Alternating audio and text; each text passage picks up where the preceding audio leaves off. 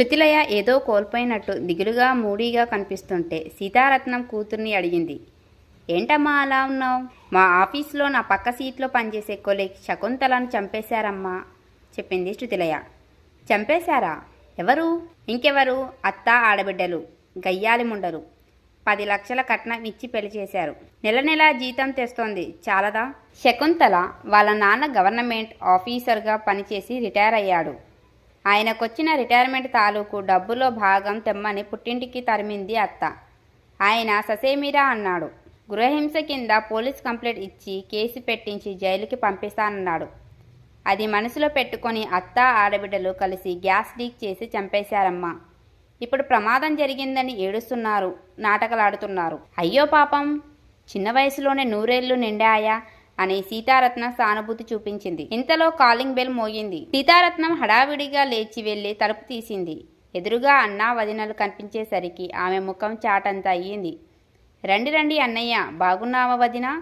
Phone చేయకుండా సడన్గా వచ్చేశారే. భలే, రండి రండి అంటూ వారిని ఆహ్వానించింది. సర్ప్రైజ్ చేద్దామని అని పక్కపక్క నవ్వాడు మోహన్ రావు. ఎక్కడ మా కోడలు అంటూ హాల్ అంతా కలయజూసింది జానకి. అత్త ఇక్కడ అంటూ బెడ్రూమ్లో నుంచి హాల్లోకి వచ్చింది శృతిలయ. అంతా హాల్లోని సోఫాల్లో కూర్చున్నారు. సీతారత్నం మంచినీళ్లు కాఫీ ఇచ్చి అతిథి మర్యాదలు చేసింది. మోహన్ రావు చెప్పాడు, చెల్లకొచ్చి ముంత దాచడం ఎందుకు? ఈ ఏడు మా శివుడికి పెళ్లి చేద్దామని నిర్ణయించుకున్నాం. శృతి పుట్టినప్పుడే మా కోడలు అనుకున్నాం కదా, వచ్చే శనివారం మంచి రోజు, నిశ్చితార్థం చేసుకుందాం. మేనమామ మాటలు వింటున్న శృతిలయ ముఖంలో రంగులు మారాయి. సీరియస్గా చెప్పింది, సారీ మామయ్య, నేను శివుడు బావను పెళ్లి చేసుకోను. మోహన్ రావు బిక్క చచ్చిపోయాడు. అతని ముఖంలో మబ్బు తెర కమ్ముకుంది. జానకి షాక్తో బిగుసుకుపోయింది. ఏడుకొండలవాడ, ఏమిటి విపరీత బుద్ధి దీనికి అంటూ కంగారు పడిపోయింది సీతారత్నం. శృతి మతిపోయిందా ఏమిటా మాటలు అని సీతారత్నం ఇంకేదో అనబోతూ ఉండగా కట్ చేసింది శృతిలయ. అమ్మా నువ్వు ఊరుకో. మామయ్య, బావను నేనెందుకు చేసుకోనంటున్నానంటే ఈ రోజుల్లో మేనరికాలు చేసుకోకూడదు సైన్స్ ప్రకారం. కాదని చేసుకుంటే అవకరం పిల్లలు పిచ్చోళ్ళు గుడ్డోళ్ళు కుంటోళ్ళు పుడతారు. అందుకే ఇప్పుడు ఎవరు మేనరికాలు చేసుకోవడం లేదు. మనం పాతకాలం నాటి తుప్పు పట్టిన ఆలోచనలు మానుకోవాలి. మేనకోడలి మాటలకు నొచ్చుకున్నారు మోహన్ రావు జానకి దంపతులు. బాధపడుతూ వెళ్ళిపోయారు. సీతారత్నం కూతురి మీద మండిపడింది. ఏంటే శృతి, మామయ్యతో అట్లాగైనా మాట్లాడేది? ఏమనుకుంటారు? చిన్నప్పటి నుంచి అనుకుంటున్న సంబంధమే కదా. మేనరికాలు చేసుకున్న వాళ్ళందరికీ అవకరం పిల్లలు పుడుతున్నారా? ఎవరికో 100 కోటికి ఒకరికి అలా జరుగుతోంది. అమ్మ, విషయం మేనరికం గురించి కాదు. అత్త ఆడబిడ్డలు ఉన్న సంబంధం చేసుకోకూడదని నేను డిసైడ్ అయ్యాను. అదేంటే, అత్త ఆడబిడ్డలు లేకుండా ఏ సంబంధం ఉంటుంది? నీ స్నేహితురాలనెవరో అత్తింటి వారు చంపారనే భావన నీతో అలా అనిపిస్తూ ఉంది. భయమే ఇందుకు కారణం, అంతకంటే ఏం లేదు. అత్త సరే, కానీ ఆడపడుచులు లేని సంబంధం చూడొచ్చుగా. ఒక్కడే మగపిల్లాడు ఉన్న ఫ్యామిలీలు ఉండవా? అటువంటి సంబంధం వచ్చినప్పుడే పెళ్లి చేసుకుంటాను. చూస్తున్నావుగా అత్తలు ఆడబిడ్డలు రాక్షసుల్లా కోడళ్లను ఎట్లా చంపేస్తున్నారో. ధనపిశాచం పట్టుకుంది వీళ్లను. రోజు న్యూస్లో ఎన్నెన్ని నేరాలు ఘోరాలో. అత్తింటి వారి చేతుల్లో చావమంటావనను? నేను సుఖంగా బతకడం నీకు ఇష్టం లేదా అంటూ తల్లి మీద ఎదురుదాడికి దిగింది శృతిలయ. శృతి, నా మాట విను. శివుడు మేకపిల్ల లాంటివాడు. నిన్ను పువ్వుల్లో పెట్టి చూసుకుంటాడు. సొంత మేనమామ, అత్త, ఆడబిడ్డలు, రక్త సంబంధీకులు వాళ్ళు నీకు అపకారం చేస్తారా అని పిచ్చిగాని? అమ్మా, పిచ్చిదానివి నువ్వు. బయటి వాళ్ళకంటే సొంత చుట్టాలే ఇంకా డేంజర్. తడిగుడ్డలతో గొంతు కోస్తారు. అందులోనూ అత్త అన్ఎడ్యుకేటెడ్ ఉమెన్. ఎందరిని చూడడం లేదు. సొంత అన్న ఫ్యామిలీ అని మోసపోకు అంది శృతిలయ. ఇదేం విడ్డూరమే అని సీతారత్నం అసంతృప్తితో మూలిగింది. శృతిలయ తన సీట్లో కూర్చొని సీరియస్గా పనిచేసుకుంటూ ఉండగా వచ్చి పక్కన కుర్చీలో కూర్చొని, హాయ్ శృతి, లంచ్ టైం అయింది అన్నాడు కొలీగ్ సుందర్రావు. అవునా అంటూ తలెత్తి వాల్ క్లాక్ వైపు చూసింది. క్యాంటీన్కి వెళ్దాం, మాట్లాడే పనుంది అన్నాడు. ఇప్పుడు మాట్లాడరాదు? నోనో, ఇక్కడ కాదు. అఫీషియల్ టాక్ కాదు, పర్సనల్. సరే అంటూ లేచింది. ఇద్దరు క్యాంటీన్కి వెళ్ళారు. సుందర్రావు కేక్, సమోసాలు తెచ్చాడు. అవి తిన్న తర్వాత కాఫీలు తెచ్చాడు. ఏంటి సుందర్రావు, ఏదో మాట్లాడుతానన్నావు అడిగింది శృతిలయ. సుందర్రావు గొంతు సవరించుకొని చెప్పాడు, శృతి, నువ్వంటే నాకు చాలా ఇష్టం. 1 సైడ్ లవ్ అనుకో. నాకు మొహమాటం ఎక్కువ. ఇంతకాలం చెప్పలేకపోయాను. పూర్వజన్మల బంధం ఏమో అన్నట్టు ఒకే ఆఫీసులో చేరాం. ఇద్దరి ప్రొఫెషన్ ఒకటే. మనం మ్యారేజ్ చేసుకుంటే మన ఫ్యూచర్ అద్భుతంగా ఉంటుందని నా అభిప్రాయం. నీకు అమ్మ ఉందా సుందర్రావు? అడిగింది శృతిలయ. నాది చిన్న వయసే కదా, అమ్మ లేకపోవడం ఏమిటి? నిక్షేపంగా ఉంది మా అమ్మ. అక్క చెల్లెలున్నారా? ఉన్నారు.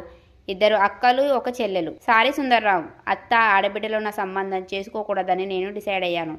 అదేంటి అన్నాడు. సుందర్రావు ముఖం వెలవెలబోయింది. నిరాశపడ్డాడు. నో డిస్కషన్ ప్లీజ్ అంటూ లేచింది శృతిలయ. పెద్ద షాక్ తిన్నట్టయిన సుందర్రావు క్యాంటీన్లోనే సీటుకి అతుక్కుపోయాడు. శృతిలయ అత్త ఆడబిడ్డలున్న సంబంధం చేసుకోనని మొండిపట్టు పట్టిందనే విషయం ఆఫీసులో వైరల్ అయ్యింది. ఇదేం విడ్డూరం అని ముక్కు మీద వేలేసుకున్నారందరూ. ఇక దీనికి పెళ్ళయ్యే రాత లేదు అని ఆమె భవిష్యత్తు మాయా దర్పణంలో చూస్తున్నట్టే చెప్పారు కొందరు. ఆడబిడ్డలు లేకుండా ఒంటికాయ శొంటి కొమ్ము లాంటోడు దొరుకుతాడా? ఏ దిక్కులేని సంబంధమో చూడాలి దీనికి. ఎవరెన్ని కామెంట్లు చేస్తున్నా ఆమె తోటి లేడీ ఎంప్లాయీస్ మాత్రం శశభీషలు లేకుండా కుండబద్దలు కొట్టినట్టు అత్త ఆడబిడ్డలున్న సంబంధాలను బాయ్కాట్ చేసిన శృతిలయను బాహాటంగా మెచ్చుకోసాగారు. దీనికి పెళ్ళెప్పుడవుద్దో, కాళ్ళ దగ్గరకు వచ్చిన సంబంధాలను ఎడం కాళ్ళతో తన్నేస్తోంది. నా బెంగంతా దీని పెళ్లి గురించే. ఏవైనా పూజలో అభిషేకాలో హోమాలో చేయిస్తానన్న దీని మనసు మారుతుందేమో అని భర్త రామూర్తితో మొత్తుకుంటోంది సీతారత్నం. ఎవరెంత ఏడ్చి మొత్తుకున్నా నా అభిప్రాయం మార్చుకునే ప్రసక్తి లేదని స్పష్టం చేసింది శృతిలయ. కూతురి మొండి పట్టుదలను తలుచుకుంటూ బరువెక్కిన మనసుతో ఉన్న సీతారత్నాన్ని భర్త రామూర్తి ఓదార్చాడు. కక్కొచ్చినా కళ్యాణం వచ్చినా ఆగవన్నారు. అయినా పెళ్లిళ్ళు స్వర్గంలో నిర్ణయం అవుతాయంటారు. దానికి మొగుడు ఎక్కడో పుట్టే ఉంటాడు. దేనికైనా టైం రావాలి. వచ్చినప్పుడు అదే అవుతుంది. ఇప్పుడు అమ్మాయి పెళ్లి విషయం పీఠముడి పడినట్టు అనిపించినా ఏదో ఒక రోజున సాఫీగా పరిష్కారం అవుతుంది. దిగులు పడకు. బాగున్నదండి మీరు చెప్పేది. అట్లాగాని ఊరుకుంటామా? మన ప్రయత్నం మనం చేయాలిగా అంది సీతారత్నం. కూతురి పెళ్లి జిగటన మొదలై బిగుసుకుపోతుందని ఆమెకు ఆందోళనగా ఉంది. మనమేం చేస్తాం? అయినా నువ్వెందుకు భయపడుతున్నావు? మగపిల్లాడైతే పెళ్లి కాదేమో, ముదిరిపోయాడు, నెత్తిమీద వెంట్రుకలు ఉడిపోయాయి, బట్టతల వస్తోంది అని భయపడాలి. ఆడపిల్ల పెళ్లికి ప్రాబ్లం ఏమిటి? చూస్తున్నావుగా పెళ్లి కాని ప్రసాదులు అమ్మాయి చుట్టూ ఎట్లా తిరుగుతున్నారో. ఆలస్యంగానైనా పెళ్ళవుద్ది, నువ్వేం వర్రీ అవ్వకు రామూర్తి భార్యను అనునయిస్తూ చెప్పాడు. అది సరేనండి, ఎందుకైనా మంచిది. మన వాళ్ళ మ్యారేజ్ బ్యూరోలో రిజిస్ట్రేషన్ చేయించండి. ఫ్రీ రిజిస్ట్రేషన్ అట. సరే సరే అన్నాడు రామూర్తి. మ్యారేజ్ బ్యూరోలో రిజిస్ట్రేషన్ చేయించిన వరుడికి అమ్మ అక్క చెల్లెళ్ళు ఉండకూడదనే కండిషన్ వల్ల చాలా రోజులు ఏ సంబంధాలు రాలేదు. కానీ రామూర్తి నమ్మినట్టే ఓ మంచి ముహూర్తంలో శృతిలయకు కళ్యాణ ఘడియ వచ్చేసింది. ఒకరోజు ఆమె బాస్ రమ్మని కబురు చేసి వెళ్ళింది. శృతి, మీట్ మిస్టర్ వినోద్. మా బావగారి కంపెనీ రామ్దేవ్ కన్స్ట్రక్షన్లో జూనియర్ ఇంజనీర్. అనాథాశ్రమంలో పెరిగాడు. నో మదర్ నో సిస్టర్, నీకు సూటబుల్ మ్యాచ్ అన్నాడు. వినోద్ హాయ్ శృతిలయ గారు అంటూ పలకరించాడు. అతను సన్నగా పొడుగ్గా మంచి కలగల ముఖంతో చూడడానికి అందంగా కనిపించాడు. శృతిలయ గ్రీన్ సిగ్నల్ ఇచ్చింది. తర్వాత శృతిలయకు వినోద్కి పెళ్ళయింది. కొత్త దంపతులు కాపురం పెట్టారు. శృతిలయ గర్భవతి అయ్యింది. పుట్టింటి వారు ఘనంగా శ్రీమంతం చేశారు. డెలివరీకి ఆమె పుట్టింట్లో ఉన్నప్పుడు ఒక అనూహ్య సంఘటన జరిగి ఆమెను కలవరపెట్టింది. రామ్దేవ్ కన్స్ట్రక్షన్ కంపెనీకి పని మీద వచ్చిన ధర్మరాజు అక్కడ వినోద్ తన పోలికలతో జిరాక్స్ కాఫీలా ఉండటం చూసి ఆశ్చర్యపోయాడు. తీగలాగితే డొంక కదిలింది. అనాథాశ్రమంలో రికార్డులు పరిశీలిస్తే అసలు సంగతి తేలింది. వినోద్కి 3 ఏళ్లున్నప్పుడు తల్లిదండ్రులతో కాకినాడ సముద్ర తీరంలో కార్తీక మాస స్నానాలకు వెళ్ళినప్పుడు తప్పిపోయాడు. వినోద్ని వీరయ్య అనే వ్యక్తి హైదరాబాద్ తీసుకెళ్లి పెంచుకుంటుండగా అతని భార్య చనిపోయింది. దాంతో పెంచడం కష్టమై అనాథాశ్రమంలో చేర్పించాడు. ఆ పిల్లాడే వినోద్, ధర్మరాజు కొడుకు. వినోద్కి పరమానందంగా ఏనుగు ఎక్కినంత సంబరంగా ఉంది. అతనికిప్పుడు తల్లిదండ్రులతో పాటు అక్క చెల్లి కూడా దొరికారు. వినోద్ ఇల్లు ఖాళీ చేసి తల్లిదండ్రుల దగ్గరకు వెళ్ళిపోయాడు. ఇక్కడ పుట్టింట్లో ఉన్న శృతిలయకు మండిపోయింది. వినోద్కి ఫోన్ చేసి ఇల్లు ఖాళీ చేసి వెళ్ళిపోవడం ఏంటని నిలదీసింది. శృతి, అర్థం చేసుకో, అనాథగా పెరిగాను. ఇప్పుడు అదృష్టవశాత్తు అమ్మ నాన్న అక్క చెల్లి దొరికారు. నాకు ఒక కుటుంబం ఏర్పడింది. ఇక నుంచి ప్రతి క్షణం నేను నా కుటుంబంతో గడుపుతాను. డెలివరీ అయిన తర్వాత నువ్వు కూడా ఇక్కడికే వస్తావు.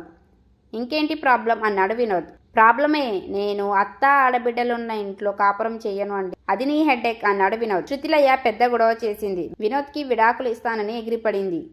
చుట్టాలు పక్కాలు చీవాట్లు పెట్టారు. బాస్ ఆమె దగ్గరకు వచ్చి బుద్ధి చెప్పాడు. బ్రెయిన్ వాష్ చేశాడు. డెలివరీ అయ్యాక గత్యంతరం లేని పరిస్థితుల్లో అత్త ఆడబిడ్డలున్న ఇంటికి కాపురానికి వెళ్ళింది శృతిలయ. అంతే కదా, విధి ఆడించే వింత నాటకంలో పావులే కదా ఎవరైనా.